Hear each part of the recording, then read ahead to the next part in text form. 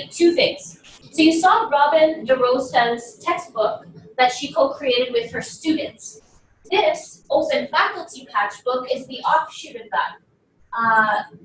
Terry Green, also on secondment as a project manager from eCampus Ontario, launched this initiative, last summer, about that time? And so this is a blog that any educator in Ontario or the world can contribute to. So he put out a call via Twitter and other places saying, hey, you've got great stories, great insights to share. Throw it up on this patch book and let's make it available to the world. So if we're thinking about dipping our toe into open practices, sharing, this is a really safe first step. And it's one of the first steps that I took, actually. I had a graphic design student design this image, and this is my little patch. So it's about, I don't know, an 800 word or so blog. And I focused on online teaching because that's what I know best. But you can focus on any area of your teaching practice that you feel is valuable and worth sharing to the world. And if you don't think you've got valuable insights, you absolutely do. And maybe it's best to just start by perusing through these patches, have a look at a couple, and that'll trigger some great ideas for you. There's also the option to respond, right? So you can start an online dialogue, and this is the way to connect with other educators and start a bit of a conversation. Fast forward to, I want to say, what month of this year? Jenny, do you know offhand? March. All right, so March is a theme. Same idea repeated, but now it's students. So we've got the Open Learner Patch book.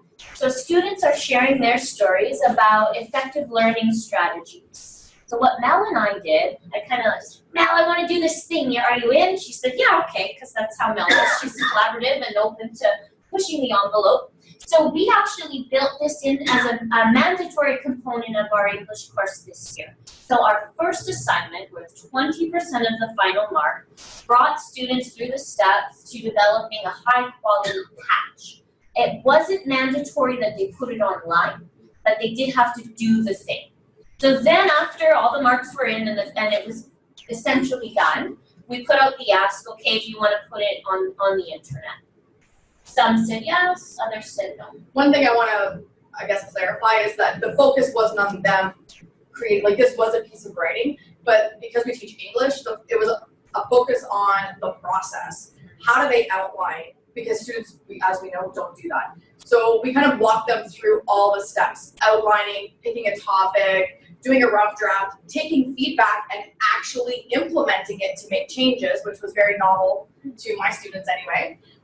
So the focus wasn't necessarily on getting this done, it was about the writing process, so there was a rhyme or reason to it, not just for the sake of them doing a patch. Right? So when we brought this concept to CNIE, we packaged all of our links inside of the Google Slides slide deck that we'll absolutely be posting on the Hub website. Our assignment description, the forms for how to submit their topic ideas, pretty much start to end, this is how it worked, this is how we communicated out to students. And we ended up with about a baker's dozen patches that were high quality. Students from India are sending a link to mom and dad back home, and it's some evidence of their learning beyond just this throwaway essay that they don't even check the feedback on, right? And what's been really interesting is now other students are starting to comment on the website, and they're having to continue the conversation beyond the bounds of the course, which is fantastic. I also have access to these patches to pull into future iterations of the course and keep playing with the concepts. So I loved it. My students certainly loved it. Terry was just in touch yesterday saying now they get t-shirts for contributing to the patches. So I'm emailing my students and asking their t-shirt size so that we can get those to them. So it just made it a bit of a unique experience as compared to the traditional approach, and I found they really responded to it. And some of the writing is incredibly powerful, so I encourage you to check out this website too and have a look and see if that might apply. Yeah, could you, so say if you put it in your course as a part of a learning, part of for marks, can you then put that into this interactive format so that part of one course I'm teaching, it's a It's a leadership management course in nursing. And they have to put these postings on Google already. Yeah. And then one just comment, could you actually get them to build this product in here and then put it into the HT, whatever it is, 5 process and have them do the rebuttal on that page? I mean, the options are limitless, That's right? And what I would consider is who else can come into the conversation beyond the bounds of the students and the instructor in the course? Can we get some nursing leaders from the community to start commenting, responding? This is what open allows, right? Is for all this kind of energy and creativity to occur. And every time you do it, it triggers new ideas. And my students started challenging me to think beyond my own scope, right? Better next year, just try this thing. So, I mean, I'm not 100% clear on what you're trying to do, but I think we need to keep exploring and then having a conversation and thinking definitely beyond the LMS. Because what the LMS doesn't allow is for those outside leaders, experts, former students to come in and join the conversation, and that helps make it super authentic. So I had a discussion with Terry about this yesterday, and for my research course, unless they were writing something different, contributing to this particular patch book would probably not meet the learning objectives of the course. But instead, I'm planning to, as long as they're open to it, do my own sort of similar idea with a different focus. So you could set up a website with a focus on, would you say, nursing management? And have them, you can set up something similar, but it just might not go on this particular patch book. Is this patch book open with all kinds of contexts? This is all the patches in this are students talking about their learning, their How they experiences learning, how they learn. It has to be that context. Yeah. That's the purpose of this one, but what Laura's saying is, say that you want to do like nursing reflection, that's a big part of nursing. So you could essentially, could create like a website that's a patch book of nurse reflections, right? And that can get You have to buy the domain and all You that. can do it on Google. You can do it through Yeah, you can do it through so many. So I think the answer is shamelessly steal this idea, apply it to your course context, and connect with us about ways to make it happen for free, online, without a huge stress involved, right? That's the hub. And especially if you're trying to teach leadership in nursing, one part of leadership is being public about your successes and failures, what you're trying to learn, share that with other people. So have your own blog, right?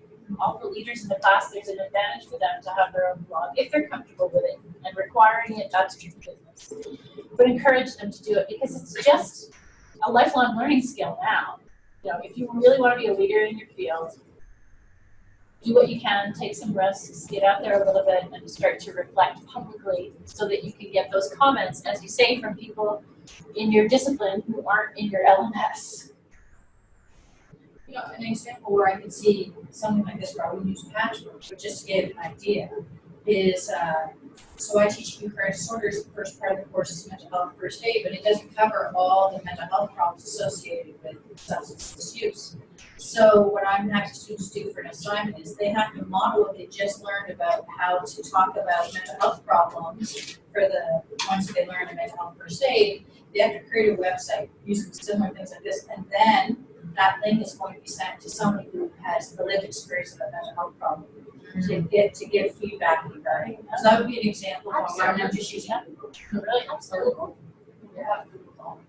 Google Site, I guess. Yeah. Google Sites. Google Site. The other thing that this just opens is, so Kim and I teach in the same program, I'm assuming that's 4th year students. If she's doing it and I'm doing it, all of a sudden we're not in an LMS anymore, and I just emailed you. There's possibility for us to work together across courses on the same site, That's right. right? What site? The site. The Google site, It's that site or we Google can talk Site. about it. Yeah, like I'm gonna use mine within English, so what's gonna happen, like not this particular one, but another assignment, where I'm also gonna use my case, I think I used Padlet for that one. They just write a short piece, but the English faculty member is going to grade it in terms of the Grammar, mechanics. mechanics.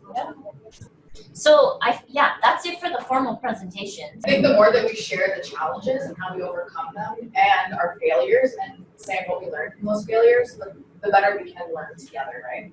Also, at Advancing Learning the other day, the opening keynote said, you know, when it comes to innovation, it's really difficult for people who identify as perfectionists to share sometimes, and it takes some work. Yeah, and I that resonated with me too. She said, if you are putting an idea out there that you're not embarrassed to share, then you've worked too hard on it. Yeah. And that was something that really sat with me, because how often do I spend way too much time working on something, and then once you spend that much time working on something, it's then hard to change your mind if you need to change your mind about something. And she calls that pivoting, because you change sort of directions a little bit. So I just think it's something that is a good process. Right, and feedback's not as painful if you didn't put a ton of time into it. Yeah. Right? Doesn't hurt as much. Because you're like, this is bare minimum. I think too, as like when you're, I don't want to say a mentor, but like when people are looking to you to be able to share your failures, they're like, oh, okay, they're human too, and like putting it out there that I've tried things that have failed, and this is not the first time. Like as a high school teacher, I mean, I've failed so many times at trying things, but you know, I think it makes you more approachable when you're able to say like, I tried this cool thing and it failed, but I'm gonna try it again. That's innovation, is risk taking. I think that kind of transparency is new and uncomfortable, but something that we're going to keep trying to push in this hub, because that's where community comes from, and trust and empathy and all that good stuff, right? Thank you so much. Thank you. Thank you for coming.